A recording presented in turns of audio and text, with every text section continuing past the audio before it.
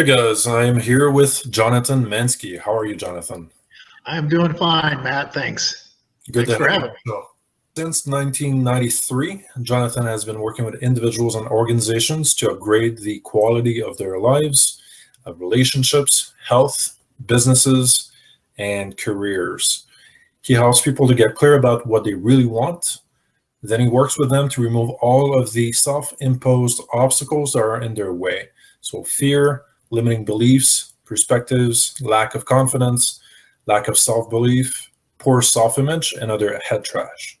Jonathan is a professional speaker and trainer and the author of The Law of Attraction Made Simple, A Great Life Does Not Happen by Accident, and The Motivation Myth. So good to have you, Jonathan. Thanks, Matt. I'm excited to spend some time with you and our listeners here. Great. So the first question I have for you is, what is a cerebral sanitation engineer? I spent years trying to figure out what to call myself because my clients primarily hire me because they want to do better in their businesses. But if I call myself a business coach, then that clumps me with business coaches who are working on strategies and tactics, which is important, but that's not what I do. I work on the mindset, the beliefs, and the attitudes that make it all possible.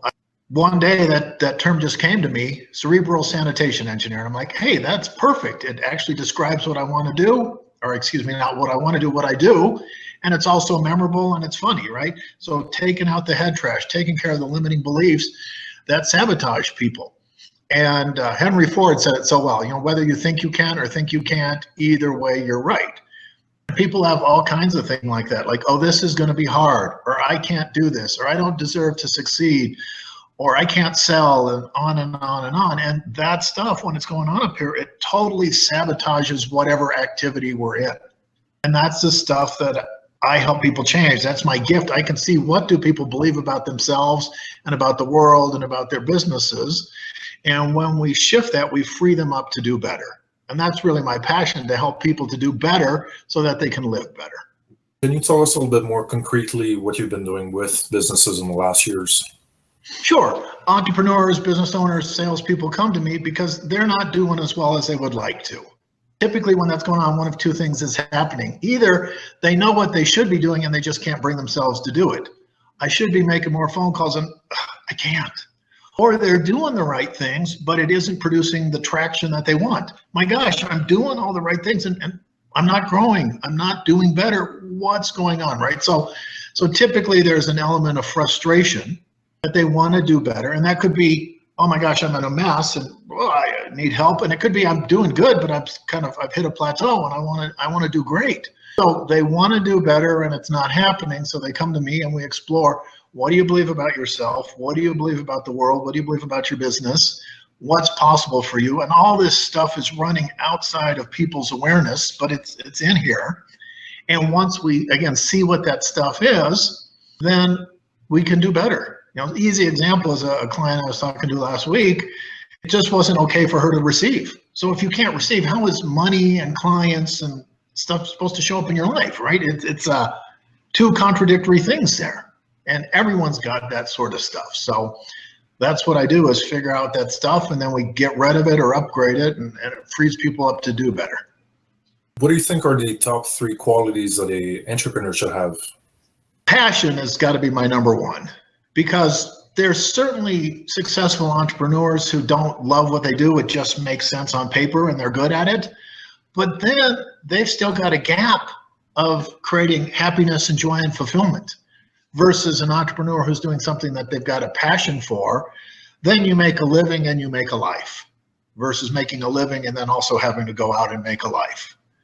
And there's what's that old saying, the man who loves what he does never works a day in his life. So passion, definitely. Tenacity, because it's not easy sometimes, oftentimes, and we'll try something and it doesn't work. And if I try something and it doesn't work and I go, well, I'm done. No, it's the willingness to go back and try again and stick with it and keep hammering until you have that breakthrough. And then willingness is a huge one. Occasionally I run into somebody and they can see what's going on, but they aren't willing to do anything about it. They aren't willing to stretch themselves. They aren't willing to get out of their comfort zone and out onto the skinny branches, or they aren't willing to even perceive themselves differently. And if we aren't willing, nothing happens. So those are my top three. So to recap, passion, tenacity, and willingness. Yeah. Who are some of the successful entrepreneurs that you've learned from? I love that question. Well, the most famous would be Richard Branson. I wrote down a quote here from him. Don't think about fun as a reward. Think of it as a responsibility. Fun shouldn't be just reserved for special occasions. If you find time for it in your everyday life, you will be rewarded every day. All right. So here's this fabulously successful serial entrepreneur, and he built his empire on having fun. And you know what? We're all going to die. So between now and then, we might as well enjoy our lives and have some fun and do some good and make a difference. And that's definitely what Richard Branson represents to me, right? He's playing, he's having fun. And then if we get into the science behind that, our brains work better when we're having fun. Sean Acorn, The Happiness Advantage, and other research like that, right? We're more creative, we're more effective, we're more productive when we're having fun. And if we're having fun, we're enjoying life. And if we aren't having fun, we aren't. So he just brings that vitality, that aliveness, that fun to the entrepreneurial arena, and that makes him one of my heroes. Another hero of mine is a gentleman by the name of Dr. James Jackson. And he's the founder of a really amazing nonprofit organization called Project Cure. We're the biggest distributor of donated medical supplies in the world. You know, he's delivered hope and health and wellness to literally millions of people around the globe. But before he got into the nonprofit world, him and his brothers developed a lot of the land in Vail and Winter Park here in Colorado. So he was an extremely wealthy man. And then one day, him and his wife had a conversation. They're like, you know, we're addicted to accumulation and to finding the next deal. And you know what? We're on that rat race, and we're actually not all that happy. And so they reprioritized and said, you know, that's been about us. What if we turn our attention to service and contribution and making a difference? And so they moved out of that arena, and he did some economic consulting, some other things, and he accidentally founded Project Cure when he was doing economic consulting in Brazil, and went to a slum with a doctor and saw this clinic with a line of people going around the block and like an ace bandage in the medical supply kit, and that was about it. And he's like, how in the world are you supposed to help these people? You don't have anything. And he's like, you know, I don't even know what I'm saying, but I bet you I can go to Colorado and get some supplies together and get them shipped to you and all of that. And that was 25 years ago, and that's what they're still doing.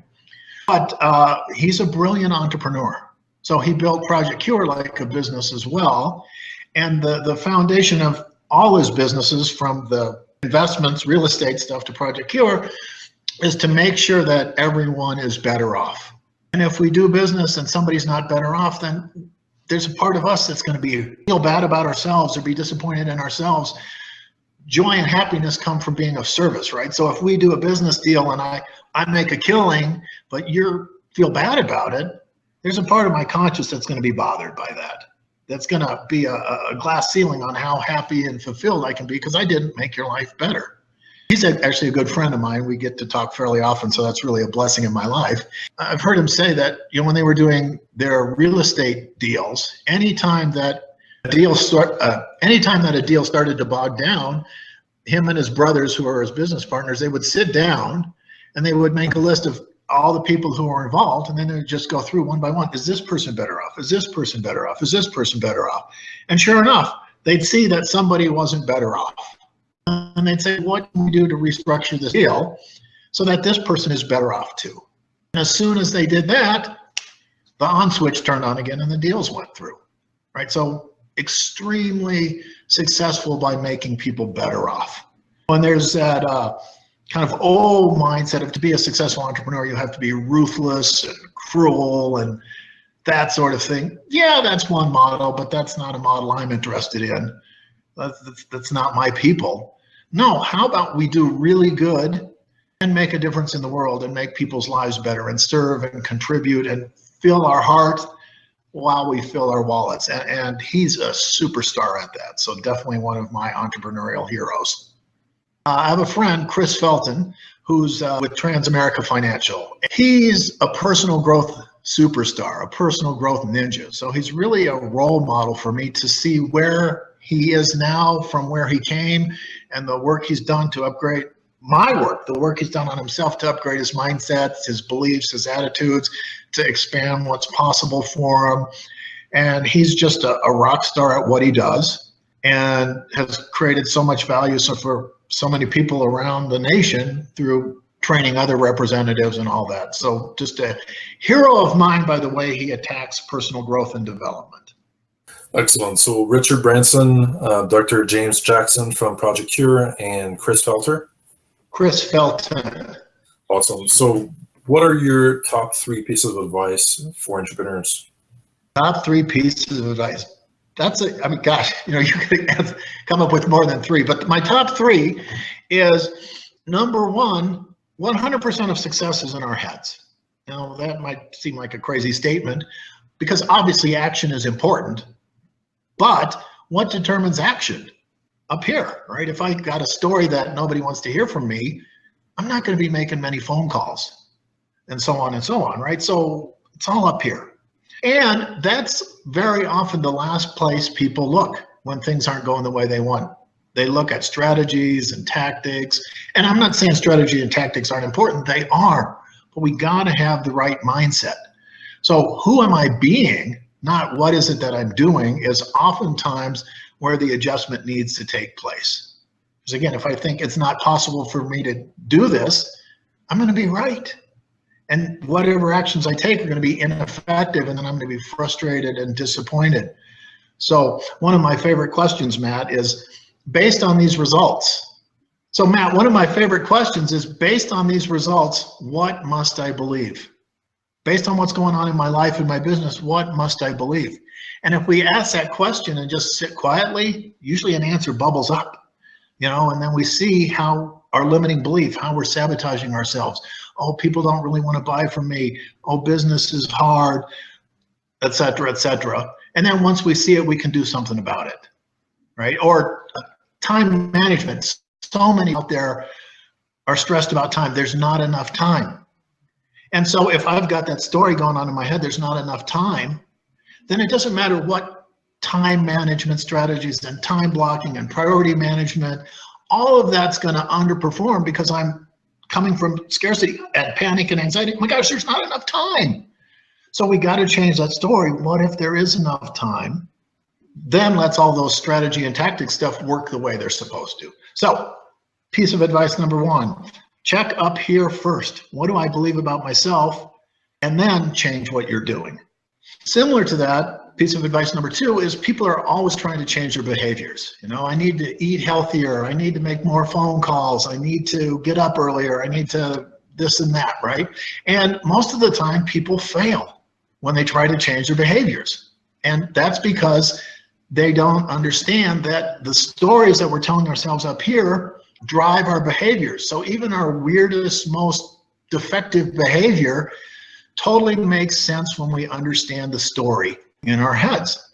Phone calls, again, easy example. If I've got a story that making phone calls is bothering people, or nobody wants to hear from me, or something lousy like that, it totally makes sense that I'm going to procrastinate about making phone calls. Because why would I call somebody who doesn't want to hear from me? Why would I want to call somebody and bother them? So I can use willpower and effort to try to force myself to make more phone calls, but that's not sustainable. And it's just not going to work. Or I can change the story that making phone calls is an opportunity to contribute and make a difference. Making phone calls is fun. I love finding out about people, whatever. And I change my story, the behavior will naturally change on its own. Second piece of advice is personal growth gym. If you want to do better, you got to change what's going on up here. And that doesn't happen by accident. It happens by you spending time reading, plugging in, listening to podcasts like this, using personal growth tools, that sort of thing, to change what's possible for you. And if I told you, Matt, I've been exercising once a week for 2 months now and nothing's changing, it'd be pretty simple to solve. Hey, Jonathan, you need to exercise more often if you want your body to change, right? Well, if we want to change what's possible for us, we got to go to the personal growth gym on a regular basis, on a daily basis. Spend some time on yourself. And then my third piece of advice is enjoy the journey. What we talked about with Richard Branson. You and I are both going to die. We are. So between now and then, we can either enjoy our lives or not. We can either move our businesses forward and have fun and enjoy our lives or not. Enjoy the journey. I saw a video clip recently. David Ortiz, the baseball player, is retiring after this season. And he seems to be a lot more playful than he has been in the rest of his career. So there was a video of him. He got on base and he's giving the first baseman a back massage, during the middle of a baseball game. He's enjoying the ride. But guess what? He could have been doing that his whole career. And you and I can be doing that our whole career, laughing and enjoying the ride, doing business. So those are my top 3 pieces of advice. Fantastic. I've myself, realized that I should enjoy the journey a little bit more as well recently, and that makes all the difference. It's more enjoyable. Yeah, and it's easy to fall into that seriousness trap. But yeah. If we're being all serious, and we aren't enjoying life. And if we aren't enjoying life, then what's the point, right? Jonathan, thank you so much for doing this. Thank you for taking the time to talk to us a little bit and share your insights. Oh, Matt, my pleasure. Thanks for having me. Awesome. Have a great day. You too. Bye-bye. Bye.